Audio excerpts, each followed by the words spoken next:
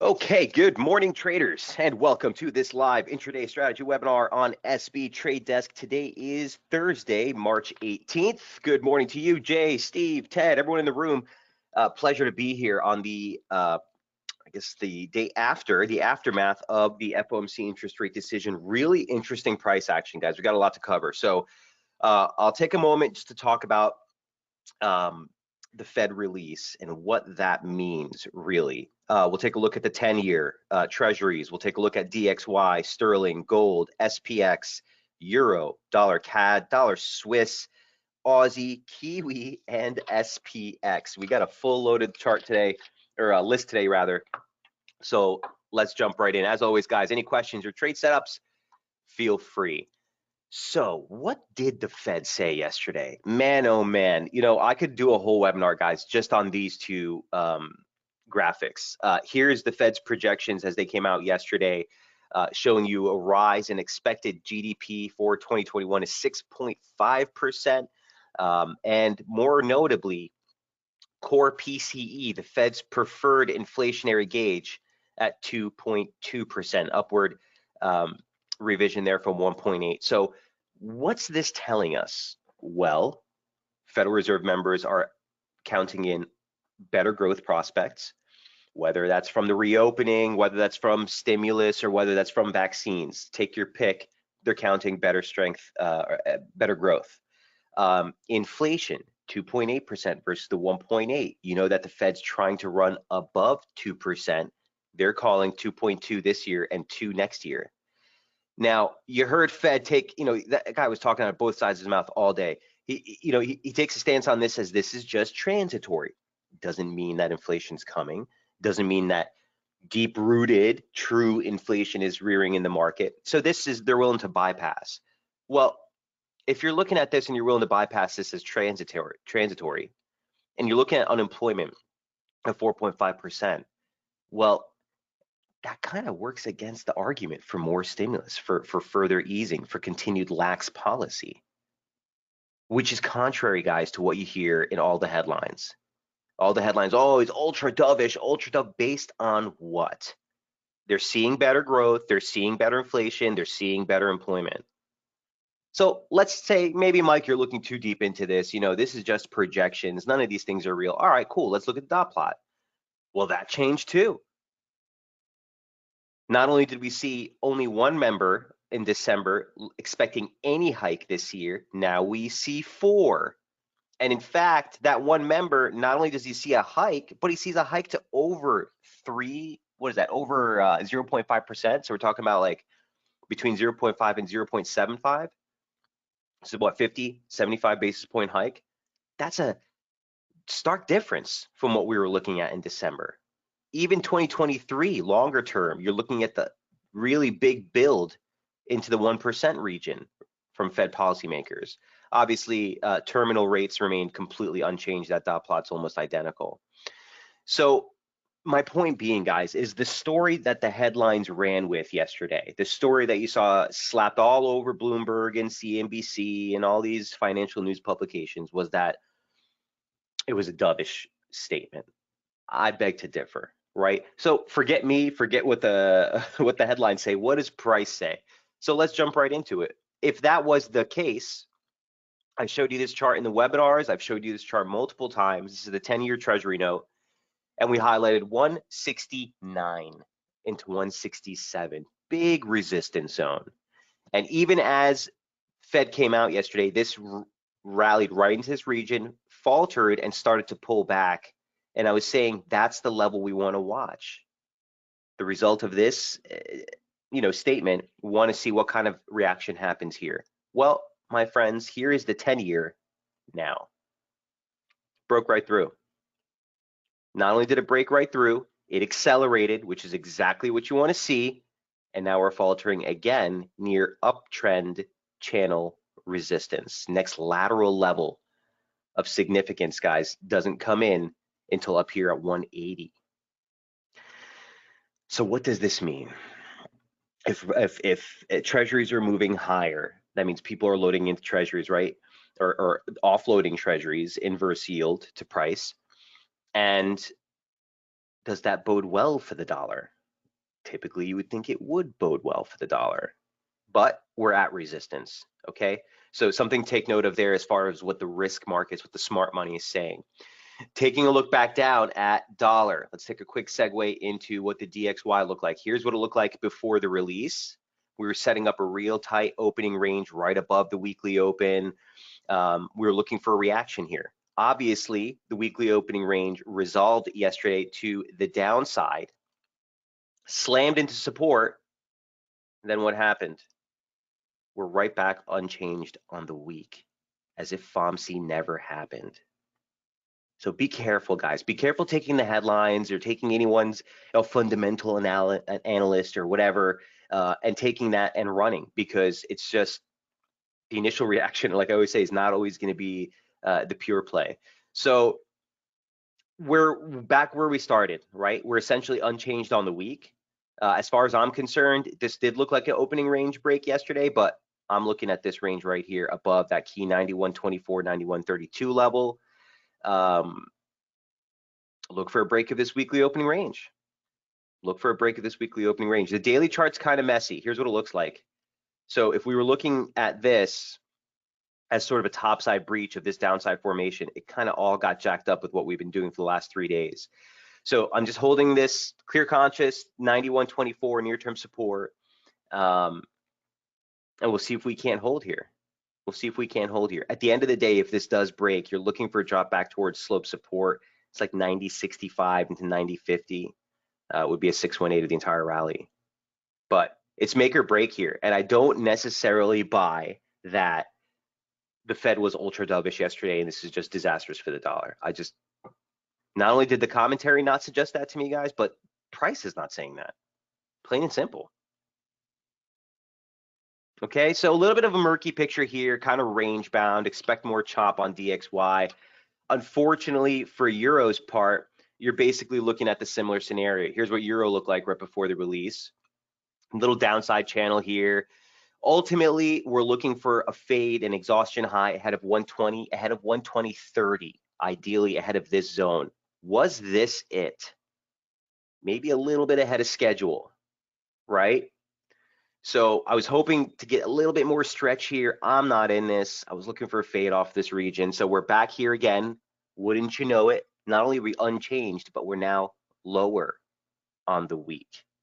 All the Euro crazies and all the dollar bears that were all out yesterday screaming and high-fiving, well, not so happy today. Watch this range. Same thing with the DXY. Euro and DXY are kind of drifters at this point. So we're going to shelf both of these, continue to track them closely. More convincing, my friends, was the gold trade. And this is something that we discussed last night, and I've been following with you guys rather closely. I'll come back to sterling in a moment, but I just wanted to highlight this. Big region, guys. You know where we are in gold on the longer term charts. We talked about this. We came off of big support. 1682, 1690 was massive. Nice rebound. What we were looking for, and what I highlighted to you guys, look for exhaustion ahead of 1763 if this is still heading lower. Ultimately, you need a breach above this region here to suggest that a more significant low is registered. But as it stands, I'm looking for exhaustion ahead of this region.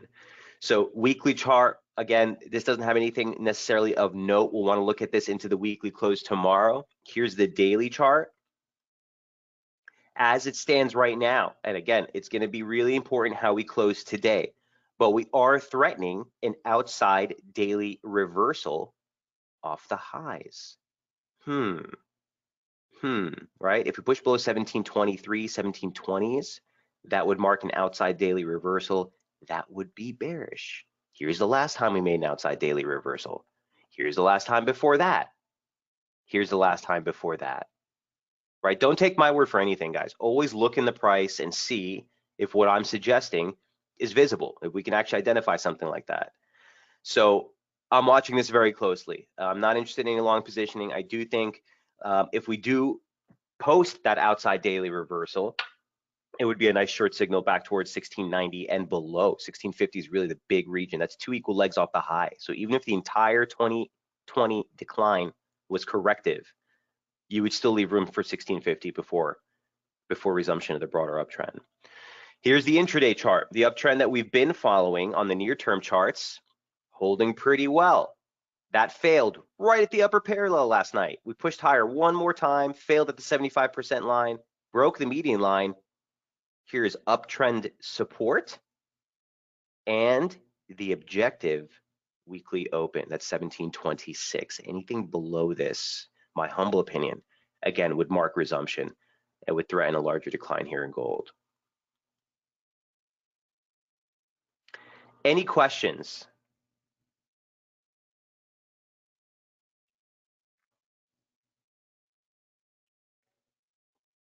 Okay, really compelling stuff here, guys. Pay attention to these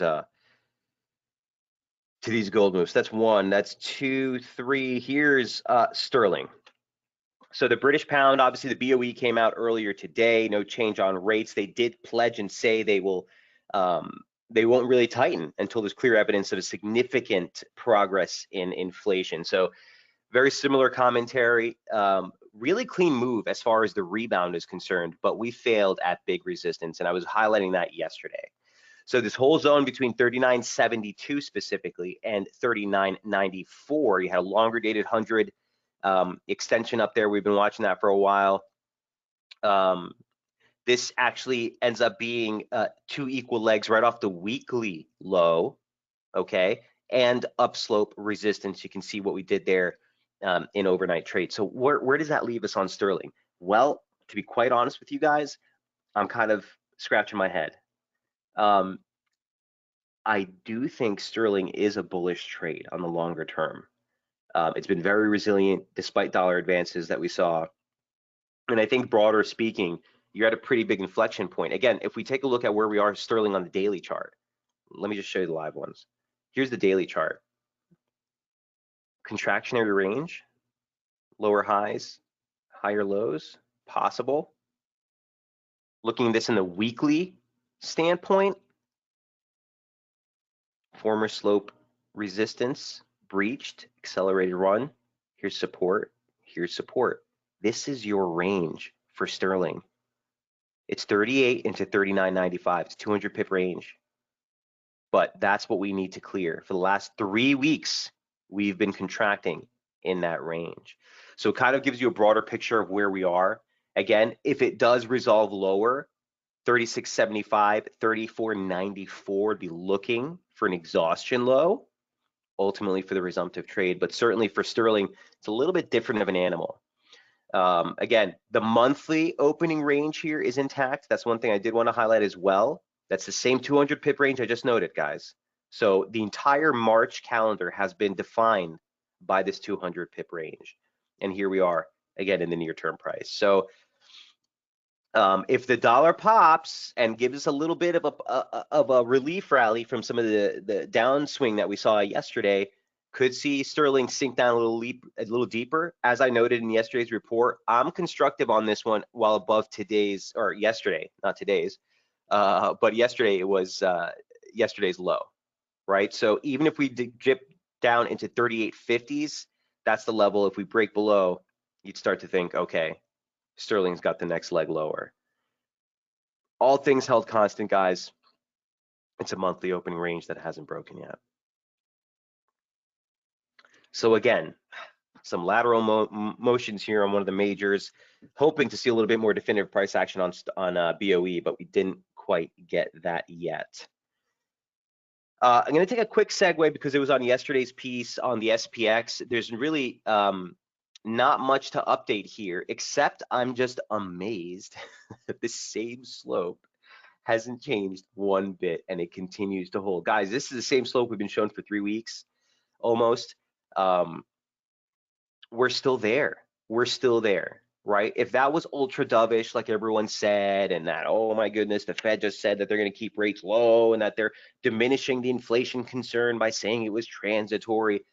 Well, markets aren't buying it, guys, because we didn't break and just continue to rip. If it was just a lax, easy policy, and that's what the markets interpreted, why aren't we higher? Here's the daily chart. Doesn't look too bullish to me, right? So Something to take note of, I'm still looking at the former high day close from back here in February as near-term support. That's 39.43. Listen, if we break below that, I do think you get near-term correction in SPX. Slope comes in somewhere around 3,900. So keep that in mind. But definitely building divergence into the highs, into upslope resistance does suggest the risk for exhaustion. Now, we still have a Thursday, Friday stretch. So, even if we were to stretch higher, keep your eye on that slope because we've been getting a lot of exhaustion along that plane. So even if it were to mark one more divergence reference point, the point being the upslope looks a bit tired here for SPX.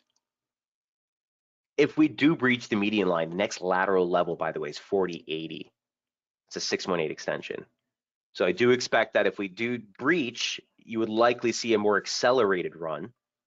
That said, the long side is at risk into 4,000 here. All right, that's SPX. Any questions on that? So let's, I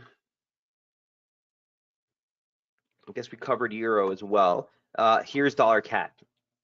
At support, the breakdown was phenomenal. We dropped right into very clear-cut levels. I'll take you back real quick on the weekly charts here, just to remind you guys where we're coming off of with dollar CAD. This was huge, 26, 25.80. We talked about it since last year on the decline. It was the yearly opening range low. We got caught here. Remember, I took it long on this one a couple weeks ago trying to play the recovery. That failed, broke lower and closed last week, and that was the nail in the coffin. I even told you guys on Friday, that's a break and a close below key support. You got to look lower. That drop has already hit the next target. 24.21 was the 2018 low week reversal close. Just below that, you have the 88.6 of the entire rally from 2017. That's where we bottomed out. Just so happens that over the close of the week, basic channel support, copy of that, converges right there. Look for possible near-term exhaustion here on dollar CAD. Now, one of the pairs that I'm very reluctant to try to fight because we did break major lateral support. So I do want to caution you, any recoveries here, man, I wouldn't want to get too aggressive on them. But certainly you are coming into the first sort of level of which we could see an interruption. Here's what it looks like on the intraday chart. Downslope support. Here's the rebound. Near-term bearish invalidation is at the weekly open. So if we get through 24.72 on a close basis, in my mind, that would suggest that a little bit more of a significant near-term low was in place. If it fails there, guys, I mean, the downside on this is really risky. If we break down slope support, likely to see another drop off, like an accelerated drop off towards 23.12. So it's stretched. It's that downslope support, but broader picture still bearish.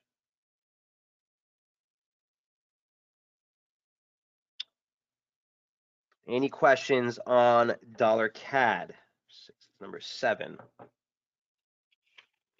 I have in my notes dollar Swiss. I didn't do anything on this, and I don't really think there's much for us here, but I just wanted to show you the focus of this trade was the reversal or the seemingly false break that we got above 93.22, coming right back.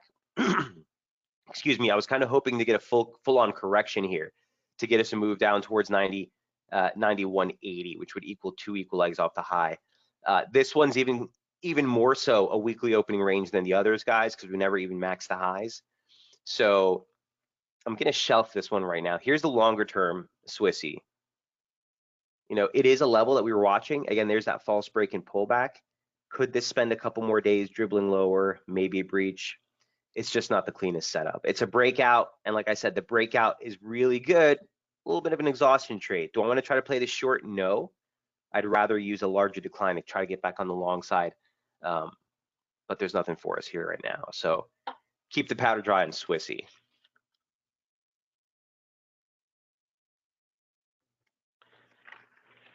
Okay, so Aussie and Kiwi.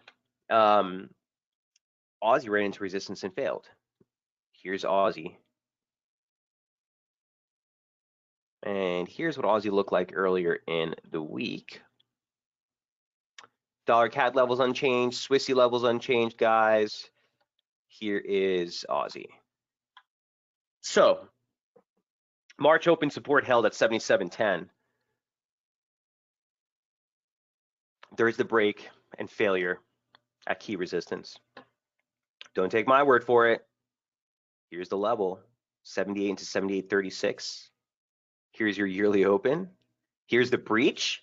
What would you expect? Accelerated rally. We got it. Outside day reversal. Break below. What do you expect? Accelerated decline. We got it. Resistance. Resistance at upslope. Resistance. So yeah, I think Aussie's at resistance, right? It's just phenomenal that the slope even caught the lows. Support, support, median line resistance, median line resistance. Pay attention here. Like I said earlier in the week, guys, bearish invalidation is going to be at the high day close. So if we top 78.71, right on. Let's go. Let's look on resumption, right? The 80 handled 81.25 on the upside. But into here, this is kind of where we were looking for exhaustion, and we're kind of getting it. Here's the intraday chart once again.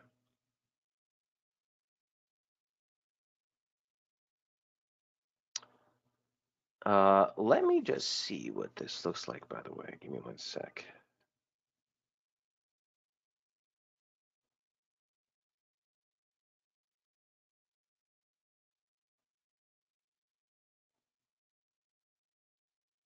That might be something there. So you see 75% parallel catching resistance precisely. And the only thing I'm looking for when I put on such a short trend like that, guys, is where's the breakdown? Where's the level of which, if broken, would give us that, okay, cool, we turned, right? And one thing on this, I want to always pay attention to the weekly open. Kind of puts you a little bit farther out than where I would like. But something like this, I mean, definitely yesterday's low is still going to be sort of the reversal threshold, right? But if we meander here for a while, take a couple more days to get down there, if we break below the weekly open, the lower parallel, man, I think you're off to the races in that point.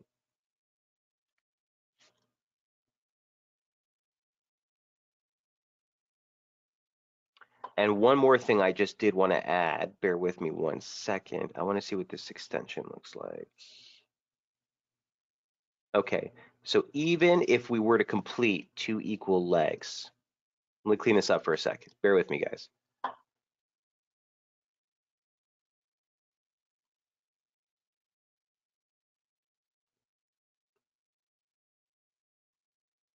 Watch that region right there. Watch that region right there. Actually, I would extend it right into that 100. 78.16 to 78.80, 20 pip range. That's going to be your bearish inval. Okay. Anything sub, I want to say 77.50, but let's just call it the parallel. Would put you back on the resumptive path here for Aussie. Any questions on Aussie dollar? Okay, similar scenario on Kiwi. Here's number 10. So here's what Kiwi did, and here's what Kiwi looked like earlier in the week. Really tight range right over the weekly open. That one also pressed into the 618 right here and then vaulted higher. Again, all of these trades, guys, my personal expectation was to look for exhaustion here. Now, it happened early. I don't want to just jump in because I missed it. If we don't get another extension or push higher and it breaks the lows, unfortunately, that's the turn validation. We would have missed the trade at that point. But I'm really hard pressed to kind of jump into these trades, guys, which didn't reach terminal levels that we were looking for and turned ahead of it. If this fakes out and gives you one last stretch, I don't want to take a stop against that high. So unfortunately, both of these kind of caught me off guard with the turn a little bit ahead of schedule. Let's see how we pan out. We still got 2 days left in the week. Ultimately, looking for exhaustion ahead of 73, looking for a break ahead of 71.50 to validate a larger turn in price. Remember, for Kiwi's part, the whole trade is based on this 71 handle. The whole trade. Here's the weekly charts. It's all about this zone. It's all about the zone. It's the yearly range lows, a Fibonacci level, longer term 50 from the decline off the highs in 2014. It is loaded. Trendline support. It's all about this zone. So while the exhaustion looks like it may have happened earlier, ultimately that's the break you need to validate a larger turn here in Kiwi. Last but not least, has anyone been trading the abomination? Here is a dollar yen. You would think to yourself, we didn't even have an interest rate decision, but real quick, here's dollar yen in all three time frames. We talked about this one at length, right? We're at resistance, upslope resistance for the current upslope off of last year's low, downslope resistance for the 2017 trend line, which is right there. That's the weekly chart. Watch the weekly close. Here's the daily. Daily chart has us very similarly at uptrend resistance on building divergence, nonetheless weak divergence because it's above 70, but a higher high in price and a lower high in the oscillator. Still could get that tag of 109.67, but the advance is definitely looking a little tired up here, right? One more thing I'll look for today. It's not quite as clear, but if we do post an outside daily reversal to the highs, well, that could be an exhaustion trade too. We've seen those materialize pretty well in the past. So keep an eye on dollar yen. At the end of the day, the weekly opening range is intact. Here's what dollar yen looks like on the near-term charts. And here's what it looked like earlier in the week, right ahead of the Fed. So we've done nothing, guys. We've dropped into support. We've rallied into weekly highs, dropped into support, rallied into the weekly highs. Still looking for exhaustion ahead of 109.68. Need a break below 108 to validate a little bit of a pullback here in dollar yen. If we breach, by the way, there's nothing to like 111. So tight coil trade at uptrend resistance. Pay attention below 109.68 for dollar yen.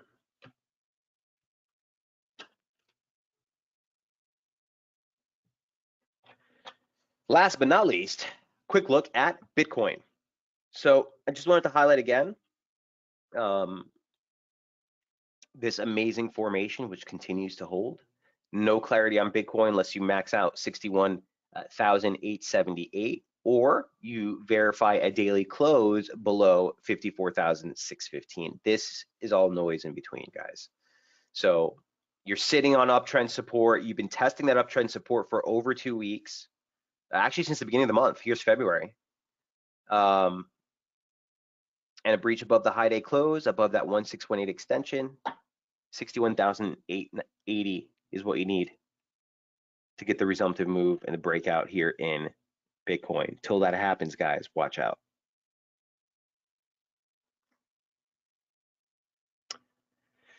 Okay, that's everything that's on my list, and I pumped it out in half an hour. So I hope I didn't talk too fast today, guys. Do let me know if you have any other questions or trade setups. Look, we're kind of quiet for the rest of the week. You do have the BOJ on tap tonight. So for dollar yen's part, I think that's the one thing that could, maybe finally trigger this trade one way or another. Remember, the risk is still for topside exhaustion while below 109.68. So that's the last event risk on tap this week until we get into some more juicy stuff next week. But watch out. This dollar move, it looked super clear. Markets followed through, but the harmonious choir of, oh, this is dollar bearish, that was super dovish, that's always a red alarm for me, guys, from a sentiment standpoint. Okay, not only to me does it not make sense with what he actually said, the markets didn't believe it. If markets really believed that there was no inflation and that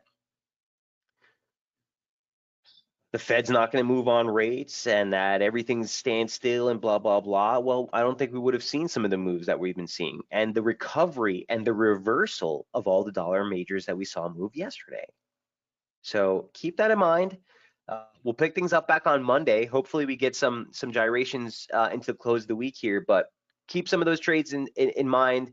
If you're not positioned on some of these trades, I hate to tell you guys to sit on the sidelines, but it's the best move. If you're not already positioned, you're at a very precarious point where we just made a stretch and took it back. If it's a reversal, you don't want to try it again. So we'll pick things up on Monday. If there are other questions, we'll go ahead and wrap it up here. Best of luck trading, guys. Have an awesome weekend. You too, Jay, Steve, Ted, and I will see you guys on Monday morning in the free session. I promise this time. I'm sorry about the glitch there last week, but we'll be on the free session on Monday. They're right back here on Tuesday and Thursday. Have a good weekend, guys. Cheers.